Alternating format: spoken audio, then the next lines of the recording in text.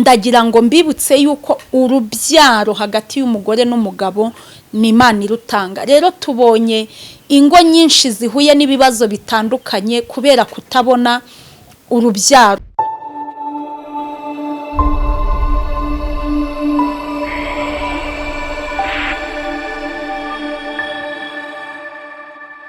Mana data wa twese uri mu ijuru, Imana yera, nongeye kugushima kuko unyemereye kongera kugaruka imbere y'iyi kamera ndamahoro, ndetse ngushimiye ko n'abari kunyumva ari amahoro, ndetse n'abanyarwanda twese turi amahoro. Abafite ibibazo bitandukanye, abafite uburwayi butandukanye, ubakize, ukora iby'imbaraga ku buzima bwabo. Mana ndakwinginze ugere mu miryango, ugere mu ngo zitabanye neza, ukora iby'imbaraga. Uwiteka, ineza yawe n'urukundo birusheho kuganza ku buzima bwabo. Urakoze, byose bisabye nizeye mu izina rya Yesu, amen. Nongeye kubasuhuza nshuti bakunzi ba Aline 250, mwebwe mudasiba kunyereka ko munkurikiranye uko bwije nuko bukeye. Ndabasuhuje abari mu burasirazuba, mu burengerazuba, amajyepfo, amajyaruguru, umujyi wa Kigali, abari hanze y'igihugu, haba ari muri Afrika, yaba ari mu bihugu bya kure. Mwese amahoro y'Imana abane namwe. Nongera kubibutsa, nimba utarakora subscribe kuri Aline 250, ni byiza yuko wayikora, haba mu buryo bwo kuduteza imbere, ndetse haba no mu buryo bwo kugira ngo ibiganiro byacu ujye ubasha kubyumva uko tubashije kubigeza kuri channel yacu. Imana y'amahoro rero nibagirire neza, Imana y'amahoro nibaha umugisha. Uyu munsi ndifuza yuko tuganira ku muryango hagati y'umugore n'umugabo bashakanye, bakundanye, bafitanye ubumwe, bakabyemeranya, bakagirana indahiro nyinshi zitandukanye zo gukundana mu byiza mu bibi, babyaye batabyaye, bafite ubutunzi batabufite, ariko bamara kubana nyuma y'igihe runaka ugasanga ntibabashije kubona umwana, ugasanga ntibabashije kubona urubyaro. Urebye n'ibyo tugiye kuganiraho, ariko mbere ya byose ndagira ngo mbibutse, nimba uri umudamu unkurikiranye, nimba uri umugabo unkurikiranye, nimba uri umusore, nimba uri umukobwa, urugero urimo rwose, ndagira ngo nkwibutse yuko kubyara cyangwa se urubyaro cyangwa se umwana ni umwandu uturuka ku Uwiteka. Urubyaro ni umugisha utangwa n'Imana gusa. Burya ababyeyi baguha ibintu, bagerageza kugufondera ubuzima, bagerageza kukubakira, bagerageza kugushakira akazi, bagerageza kuguha ibyibanze mu buzima umuntu akenera, ndetse banaguha n'ibirenze ibyo ushaka. Ariko iyo bigeze ku kintu cyitwa urubyaro, cyangwa iyo bigeze ku kintu cyitwa umwana, uretse Imana yo mu ijuru yonyine, uretse Imana yo mu ijuru yonyine niyo itanga uwo mugisha, nta wundi. Bitewe n'aho iterambere rigeze, hari ibyo tujya twumva abantu bafata bagahuzahuza intanga cyangwa se ubundi buryo bwabo ukuntu bakaba bashobora kuba baguha umwana. Ibyo bibaho. Hari no kuba bafata umuntu usanzwe bagatuma yakubyarira, ibyo nabyo bibaho. Ariko ndagira ngo nkubwire ngo umwana wowe mugabo nawe mugore mwahuye mukabonana, mukagira umwana, ukabona umugore wawe aratwise, ukabona umugore wawe arabyaye, abyaye umwana, uwo ni umugisha uturuka ku Mana gusa. Ntago umwana wawe mu maraso, ntago byanze wajya kumugura, byanze ntago wajya kumuhaha, ndetse ibyo binabayeho ntago yaba yitwa umwana wawe mu maraso. Ushobora kumwadabuta, bibaho. Ushobora kurera abana batandukanye, bibaho. Ariko ndagira ngo mbibutse yuko urubyaro hagati y'umugore n'umugabo ni Imana irutanga. Rero tubonye ingo nyinshi zihuye n'ibibazo bitandukanye kubera kutabona urubyaro. Hari igihe ubana n'umuntu mugakundana, nibyo ni na byiza, mukabana mugasezerana haba mu rukiko nk'uko amategeko rwose ya Repubulika y'u Rwanda biteganya, mugasezerana ko muzabana mu byiza mu bibi, yewe mukajya n'imbere y'Imana mukongera mukabisezerana, mukanabishimangira muti twaba tubyaye twaba tutabyaye tuzabana neza, tuzatandukanwa n'urupfu cyangwa Yesu agarutse. Ariko nyuma y'umwaka umwe, nyuma y'imyaka 5 se cyangwa se nyuma y'imyaka 10, mukagerageza bikanga. Hari igihe ugerageza bikanga, hari igihe mujya kwa muganga, hari n'igihe kwa muganga bababwira ati umugabo ni muzima, ese umugore ntago yabyara, cyangwa se hari n'igihe bababwira ati umugore ni muzima ariko umugabo ntiyabyara. Mbega ibyo mukabaho muzi ko ari uko bimeze, ariko bijya bibabaza cyane ko hari igihe kigera ugasanga rwa rugo rutangiye kuzamo intonganya, rutangiye kuzamo ibibazo, rutangiye kuzamo kwangana cyangwa se kudahuza umushiha, ibibazo bikavuka. Nimba umugabo yaramenye yuko wari muzima, umugore wari ufite ikibazo, ugasanga atangiye kumutesha agaciro, atangiye kumufata uko bitagakwiye bitewe nuko atabyara. Ariko nagira ngo nkwibutse rya sezerano muba mwarasezeranye. Ahanini iyo bigenze gutyo, ibyo kuvuga ngo mwarasezeranye ubutakibiha agaciro, ibyo kuvuga ngo mwaravuze ngo mu byiza no mu bibi ubutakibiha agaciro. Akenshi hari igihe usanga umugabo yatangiye imico mibi, yatangiye kumusuzuguza, wenda abakozi nimba bafite, cyangwa se ugasanga yatangiye kumusuzugura mu buryo bugaragarira buri wese, cyangwa se ugasanga yatangiye kumuca inyuma, cyangwa se ugasanga yatangiye kumubwira nabi, ese kumutuka, ese kumwereka ko ntacyo amaze, ari uwo kurya gusa cyangwa se ari uwo gukora gusa.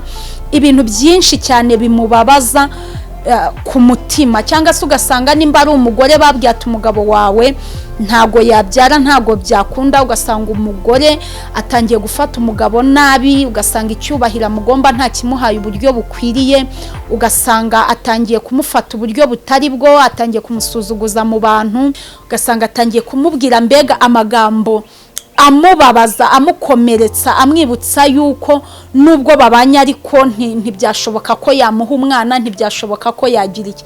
Ariko reka mbabwire ikintu nababwira aka kanya, nuko nkuko umwana ari umugisha uva ku Uwiteka, ikintu mpamya cyo neza nuko hari igihe abaganga bakubwira ati byaranze, hari igihe abaganga bakubwira ngo ntibyakunda, hari igihe abaganga bakubwira ati ntibyashoboka. Ariko nagira ngo nkubwire yuko imbere y'Imana bigishoboka, imbere y'Imana biracyashoboka, imbere y'Imana byakunda, imbere y'Imana Imana ifite inzira nyinshi cyane, ifite uko yabigenza, ifite uko yabikora ukabyara. Twagiye tubona ingero nyinshi cyane, ugasanga umuntu arwaye nk'uburwayi bukomeye, ese arwaye nka kanseri, ese arwaye nk'umwijima, umutima, ese arwaye diabete, ugasanga abaganga baramubwiye ati rwose indwara yawe yarakurenze, umubiri wawe warangiritse, ahasigaye no kugenda ugategereza urupfu. Ariko nyuma y'igihe runaka akizera Imana, Imana ikamukiza. Murabizi yuko ibyo bintu bibaho. Rero nawe nimba hari umuntu uri kunyumva abizi neza yuko afite icyo kibazo, wenda byashoboka ko umaze umwaka umwe utegereje byaranze, byashoboka ko umaze imyaka 5 utegereje urubyaro byaranze, byashoboka yuko umaze imyaka 10 na 20 na 30 bibaho, na 40 ishobora gushira utarabyara. Ariko ikintu nkubwiye, wikwiheba. Nimba uri umugabo ufite umugore bikaba byaranze, wimutesha agaciro. Haracyari ibyiringiro yuko hari ikintu Imana yakora gitandukanye n'icyo abaganga bababwiye akabyara. Nimba ari umugabo wawe bakubwiye yuko umugabo wawe rwose nta bushobozi afite bwo kuba yagutera inda, nta kintu yakora ngo agutera inda bikunde, byituma umutesha agaciro, byituma wumva yuko atari umugabo nk'abandi bose, kandi n'ukuri ntako abatagize. Ahubwo ndakwinginze kugira ngo wongere umuhe icyubahiro kimugomba, wongere umuhe agaciro ke nk'umugabo, wongere umukunde nk'uko mbere hose wamukundaga, cyane yuko Imana ishobora guca inzira rwose akaba byagenda neza, mukabyara abahungu, mukabyara abakobwa, umugisha w'abana mukawubona. Birashoboka cyane pe, birashoboka cyane. Hari abonzi baherutse kubyara bamaze imyaka nka 15 batabyara. Ariko nyine kwiheba ntibibura, ukumva nyine ubuzima, ukumva ubuzima urabwanze, ukibaza Mana kubera iki ari njyewe, ukibaza Mana runaka aba twashakiye rimwe, abana babo barangije primary, abana babo barangije segonderi, mbega bikakujyana kure. Ariko nagira ngo nkubwire yuko nubwo hari igihe biteza umwuka utari mwiza hagati yabo bashakanye, ariko Imana yishoboye gutanga abana pe, Imana ishoboye gutanga abana. Nyuma y'imyaka 20 Imana yaguha umwana, nyuma y'imyaka 30 Imana yaguha umwana, nyuma y'imyaka 2 Imana yaguha umwana, nyuma y'imyaka 5 Imana yaguha umwana. Ikintu rero nimba ufite icyo kibazo, ikintu nakubwira ni ukutiheba. Ni ukutiheba kuko haracyari ibyiringiro. Ni ukutiheba kubera yuko ikintu udashoboye kwiha Imana ishoboye kukiguha. Ikintu ahantu udashoboye kugera Imana ishoboye kuhakugeza. Nimba rero warategereje bikanga, nimba warahuye n'ibintu byinshi biguca intege, byashoboka, ariko ni ukuri komera, ihangane, wikuka umutima, wigira ubwoba bw'ejo hazaza, wigira ubwoba bw'ibihe. Imana ni Imana, Imana ni nyembabazi, Imana ni y'urukundo, Imana ishoboye byose. Imana ishoboye kuguha umwana, sinashoboye kuguha umwana umwe, ahubwo ishoboye kuguha abahungu, ishoboye kuguha abakobwa, nawe ukaba nyina w'abantu, nawe ukaba papa w'abantu, ukanezerwa, ukishima, ukabaho wishimye. Nimba rero wajyaga ugira icyo kibazo, ukumva Imana yaragutaye, yarakuretse, ntikwitayeho, ukibaza icyo wacumuye, ntacyo wacumuye, nta kosa ufite kuba utabyara, nta kosa ufite kuba bidakunda, si intege nke zawe, kuko uwo mugisha n'Imana yonyine iwutanga. Rero ntujye mu bapfumu, ntujye kwiyangiza, ntujye hehe, wowe hama hamwe wiringira Imana, usenga Imana, uyizere, Imana izakugirira neza. Imana y'amahoro rero nibaha umugisha, Imana y'amahoro nibagirire neza, Imana y'amahoro nibagenderere. Wowe ugejeje aka kanya wari ukinkurikiye, nimba utarakora subscribe uyikore, ndetse na like, ikindi na comment zanyu rwose zidutera imbaraga, zigatuma twumva yuko ibyo twababwiye mwabisobanukiwe, cyangwa se hari igihe nawe uba ufite buryo kiwumvamo ibintu, biradufasha cyane kugira ngo dukomeze twubake umuryango uhamye. Imana y'amahoro rero reka ibahe umugisha, kadushima Imana ku bw'aka kanya, Imana ibagirire neza.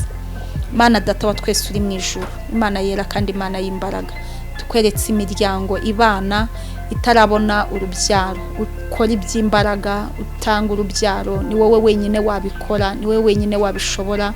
Ubaremere uwo mugisha, ubahereza ibyo byishimo, ubahereza uwo munezero.